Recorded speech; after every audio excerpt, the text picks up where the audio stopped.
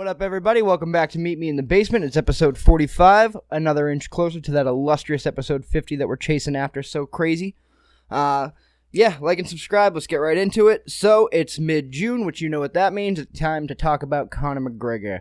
This is a very polarizing person, and, some YouTubers are very happy when they get to talk about him, because sometimes the numbers go up. Some YouTubers are pretty over-talking about him. So, I don't care. I'll talk about it. I'll talk about anything fighting, and he's got a fight coming up. So, if you don't like it, too bad. I don't care. So, we already got some drama going on. I'm sure you all know it's been about a week. They were supposed to have a press conference in Dublin. I think it was supposed to be like June 1st or whatever. Day of the press conference, canceled. Not a good sign. Conor's been MIA for 2 years, so, it's not a good look when he's in his hometown of Dublin, Ireland, and doesn't show up to the press conference to, promote the fight that we've all been waiting for. Tough was like 2 years ago. We're into the next season of Tough already, and which, by the way, I just found out. I knew that, they were releasing hype videos for it and, reels, but I didn't think the actual season was out, but I don't know. UFC does a terrible job of promoting this shit. So, yeah, pulls out a press conference. No one knows what's going on. Michael Chandler was, I guess, on the way to the airport that Saturday, heading there, so luckily he found out a day or two beforehand, but, people are saying that he's probably not going to show up to the fight. I think it's more that he's taking a page out of Ryan Garcia's book. We saw how Ryan Garcia just kind of trolled the whole planet for a couple months very recently. And I think Conor McGregor's kind of saying, "Ooh, I like what you're serving. I think I'm going to have myself a little plate of that." So that's kind of what I think's going on. I think that's why, he's been posting videos of him, club hopping and shit. And Dana White even said that it seems like the timeline of that's kind of fucked up. Sometimes he has a beard, sometimes he doesn't. I thought, someone said D was, having a kid again, in the hospital about to give birth, and then there's videos of her out there partying with them, so I don't know what the fuck is going on. I think he's trying to trip everybody up. Who knows if Dee's even pregnant? I don't think she is. I think that was another bullshit. Some people were saying that's why he missed the press conference, was she went into labor. But if you watch the videos that Conor's been posting on Instagram, then she was not pregnant, and she was in the club fucking partying with him. I don't know, dude. He's all over the place. It's fucking Conor McGregor. We should be used to this by now. How long has this guy been pulling the same shit? This is the guy that stole Eddie Alvarez's belt off of him at the press conference. He fucking gets in people's head. This is how he does it. He messes with stuff. Most of the time he shows up late to a press conference. This time he didn't show up at all. No big deal. People just flew into Dublin, from all over the world to come see this fucking press conference. How often do they do a press conference in someone's home country when the fight isn't even in the home country of that person? I don't know. The fight's in New York, and they're doing press conferences in Dublin. Conor's like, nah, I'm not coming. Fuck that. I'm out. I don't know. His sparring footage has been looking really sharp, so I will say that. Who knows when that sparring footage is from? It has to be recently, because, he looked a lot different before the surgery on his leg. He gained a lot of muscle mass, so, you could tell if it was that old. And it can't be much older than, the last few months because he was recovering from the leg. He was on the movie, so it has to be somewhat recent. No matter what he's trying to do with, messing with the timeline and trying to, confuse everyone on where he's at, the sparring footage has to be semi-recent. It has to be within the last, 4 months, tops. So, I don't know. He's looking sharp. Chandler is a fucking animal. He's also a 38-year-old animal now, though. He's been sitting on the sidelines for 2 years while Conor's been injecting himself with the latest and greatest that Western medicine has to offer, so I don't know, he's kind of stacking all the cards in his favor, which, fair game to him. That's the art of war, but I don't know. His coach, John Kavanagh, did kind of compare this fight to the Chad Mendes fight. Sorry about that. Drew a blank. Sorry, Chad. But he was comparing this fight to the Chad Mendes fight, which is all well and good, but I don't know. Chandler is way more in your face than Chad Mendes is. Chad Mendes, it's a similar style, yeah. But Chad doesn't throw himself into the fire like Chandler. Chandler doesn't give a fuck about getting cracked at all. He's like, here's my nose. Take it home with you. I don't care. I'm still taking that fucking chin. Chandler's a wild man. He will get put on his ass over and over again, and it will not discourage him.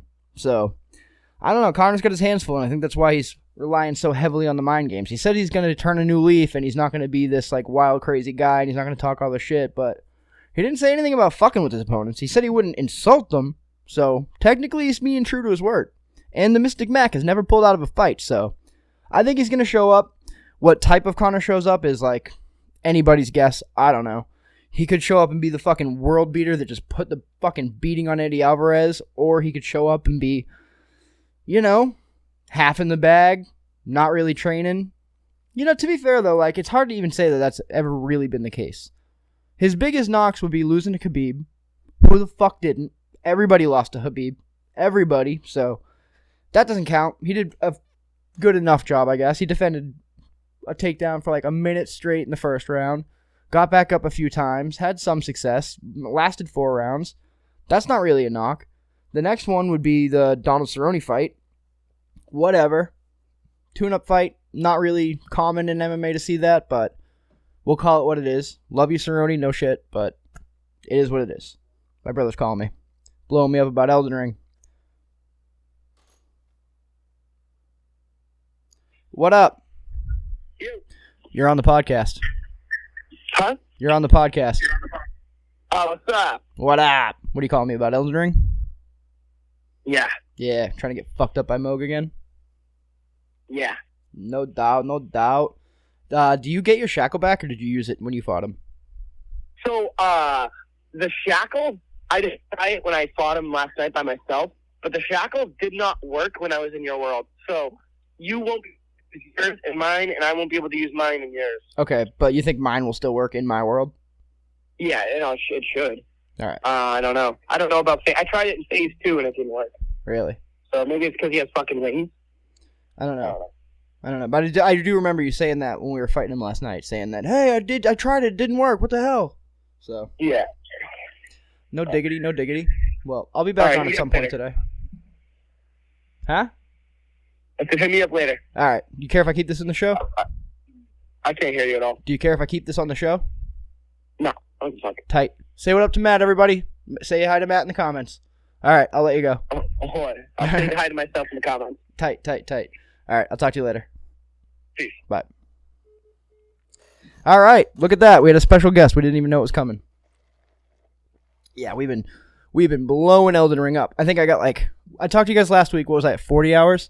I'm close to like 75, 80 now, so I'm putting a fucking full-time job into that goddamn game. But anyways, Conor McGregor versus Michael Chandler, that's kind of my thoughts on it. We'll probably talk about that fight again before, because it's a couple weeks away still, and then we'll talk about it after, and keep putting them in the thumbnails, and hopefully you guys will keep clicking on them, and we'll keep doing our YouTuber thing. So, alright, that's what they don't tell you. Doing weekly content, it's hard. We're going on like 8 weeks, and it's just like, alright, what the fuck am I talking about today? What's even going on? What does anyone care about? So, do you care about me? You want to see me? Is that what you guys are here for? Well, I appreciate you guys. I love y'all too. So, with that being said, next thing I want to talk about, Jack Della Maddalena. As some of you know, he had surgery after UFC 299 on his arm. Unfortunately, they had to go back and do a second surgery. I guess the wound was splitting when it was healing after the first surgery. Typically, that's a sign of infection, so they go back in, clean the bone up. He's infected again. This has been months now since UFC 299, at least a couple months. We're on 302 just happened, so, I mean, that sucks. He was going to fight on UFC 305. He's one of these top prospects that I love to watch. I really want to see Jack Della Maddalena versus Shavkat Rakhmonov. Maybe we'll see that in the future. But right now, he's going to be sitting on the sidelines, which sucks because, Leon versus Bilal is scheduled, which means that there's going to be new room for contenders after that fight goes down. No matter who wins, it's time for people to move up, and Jack's going to be sitting on the sidelines while other guys are able to put their names out there, so it sucks because this dude, he could be a fucking champion. He really could, but he's got to stay healthy. So, not that this has been a problem for him in the past, but it's just it's pretty serious. It does not look good. So, I mean, by the sounds of it, it sounds like he's happy to be alive at this time. So, shout out to Jack Della Maddalena, wishing him a well recovery, and I can't wait to see you back in there. But mainly, I just can't wait to see you healthy again. So, good luck to you, my brother. And we're back. All right, so One Championship just had an event, 167 Friday night. That was pretty cool. It was Rodtang was on there. I didn't get to see the whole card because, like I said before, me and Matt have been going pretty crazy in Elden Ring. So I was kind of back and forth. But, One has come a long way. They're on Prime now, so if you have a Prime membership, you don't have to pay anything to watch it. First of all, let's talk about the Rodtang fight. we'll talk about the whole event. It was a great card. Like what I watched, they really do a good job of mixing between kickboxing to MMA to jiu-jitsu to back to kickboxing to MMA to jiu-jitsu and then mixing it up. That way, like, you never get too bored. Like if they did just kickboxing for 2 hours, all the people that love grappling would tune out and then not come back. If they did just jiu-jitsu for 2 hours, all the guys that love the striking would tune out and not come back. So they do a really good job of incorporating a little bit of everything as you go throughout the card. Great pace, great production value. I enjoyed it, dude. Like, it was a really great card. It was free, like I said, which is fucking awesome. You get a huge name like Rodtang fighting, and it doesn't cost me $1 because it's a subscription I already have. Slow it down, Don. You're getting a little nervous. This is why we've cut it up into 2 pots. Relax, bud. And this is staying in the podcast. Let's keep it honest, huh? All right. Relax. So, I saw Rodtang win. It was a tough fight. The first round, Rodtang was fucking him up. Dennis Pudich. He was landing these beautiful left hook to the body, left hook up top. Oh, man, Rodtang can crack. I mean, everyone knows that. He did miss weight, but, I mean, he's been out for a while. I guess he's coming off a couple injuries, and so it is what it is. His opponent was kind enough to accept a catchweight bout. Still weighed in at 135, which is pretty crazy at Dennis Pudich. I hope they do a rematch, honestly, because, like, it was a sick fight. I'd love to see Rodtang without an injury, having not been out for a year and a half, whatever it was, apparently. Because I'm tuning in. From now on, I'm tuning in. They sold me last night. I've been sold for a while, and I try to tune in, but they've been getting better about promotion. I know when the fights are happening. They're free. They're at a reasonable time. The fights were over by like 11:30, not fucking 3 in the morning like with the UFC. Fucking 7 in the morning if you're a fucking Englander fan and you're going to be watching UFC 304 in Manchester. You know, it's like they actually care about their fans. Crazy. Crazy thing, right? Crazy concept. One does it right. And, like, UFC, I don't know how you're going to convince people to keep buying fucking $80 pay-per-views once, sometimes even twice a month now, on top of a monthly subscription that's just for your sport. I don't fucking care about baseball. I don't fucking care about soccer or lacrosse. The only reason I have ESPN Plus is for the UFC. So I'm already paying the $6 fucking bucks a month just to have it, just to watch the basic fights. Now, I also got to spend $80 goddamn dollars at least once a month. I do a podcast, so I have to fucking buy it. It's crazy. Now we got one championship out there for free. Craig Jones is putting on an event for jiu-jitsu. There's stuff all over the place to watch. Karate Combat's killing it. Bare Knuckle is killing it. UFC's going to have to figure something out, dude, because $80 a month is just wild to ask when the market is flooded with quality content. So, you know, I have an idea, too. Like, I don't know. It's not a great idea because combat sports are hard. You can't just, like, schedule things because you never know when, like, fighters will be ready and this guy gets injured and all that. I kind of think that there should be 4 pay-per-views a year, quarterly pay-per-views, and they are champions. The entire main card is champions. Every champion fights twice a year. This is the date you're going to fight, so be ready. We'll tell you at the beginning of the year, these are the 4 pay-per-views. You're going to be on these 2. Be ready. If a fighter can't make it, the champion can't make it, interim title. If the challenger can't make it, next guy steps up. Belt gets defended once a year. Interim titles actually mean something, so they actually become of use, not just to save a pay-per-view card at the last minute so people laugh at them. You could put the BMF title on there. Cards become stacked again. Everything else is free. Now I don't mind the $6 a month because I'm not paying $2,000 a year to be a fan of the sport. You know, I know it has its drawbacks. I know it would have to be ironed out, but that's actually I just came up with this on the fly, too. Like, when we did that little pause between part 1 and part 2, that's when I thought of this. So, I think that there's definitely something to be worked out in that. Obviously, it's inconvenient. Too fucking bad. You're a professional athlete. I know that sounds rough to say, but, like, too fucking bad. You're a professional athlete. It's not all on your call. You want to make the fucking tens of millions like the NBA does and the NFL does. You're fucking bleeding your fans dry. That's why everyone wants to illegally stream. That's why there's no hype behind the pay-per-views. If most of the cards are free, people will tune in. And then when people tune in, people know your name. And then if it's not a pay-per-view, there's no reason for it to be fucking 3 o'clock at night on a Saturday wrapping up. You can have it on a Thursday that fucking starts from 4 p.m. to 6 p.m., 4 p.m. to 7 p.m., a couple hours of fights once a week with lower name guys. People will tune in because they like the sport. That's how you grow the brand. And then people will actually want to buy the pay-per-view. You could even charge a little bit more. You could get $100 a pay-per-view out of me if it was 4 times a year. You're going to sell more of them. The brand grows. There's more recognition. they're having problems with streaming. The pay-per-view model is dying. If you want to keep it alive at all, I think this is the way to go.